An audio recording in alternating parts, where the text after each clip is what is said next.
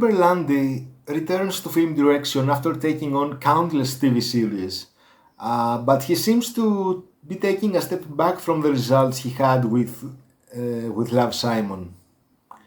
Flying to the Moon is an ambitious undertaking that harkens back to a past approach of light-hearted, crowd-pleasing films, but at the same time tries to balance various subplots with alternating style, notably unsuccessfully. First we have the big dilemma, comedy or drama. Berlanti never firmly treads the path of levity or seriousness, treading both without much plot coherence. From the prologue that predisposes to something along the lines of Damien Chazelle's First Man, to the rushed love story that only a quick glance at the events seems gratuitous. It's easy to notice a 60s charming lightness that thankfully it maintains from start to finish.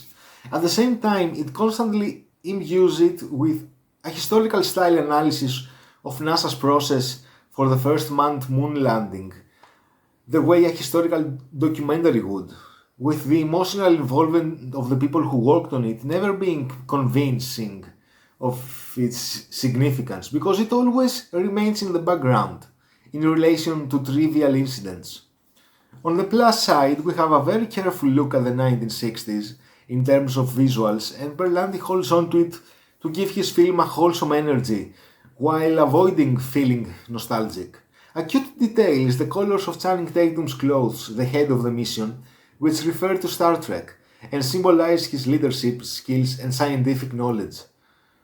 On the contrary, however, we have Rose Gilroy's overblown script that moves superficially between various genres without finding the necessary balance, dragging in its path Tatum's interpretation of his character that fails to find a balance in the loans of Cary Grant and Gregory Peck, interpreting according to the incoherent demands of standalone scenes, in contrast to Scarlett Johansson, who really shines and is the ideal point of reference within a film that confuses the viewer as to the desired reactions it wants to elicit.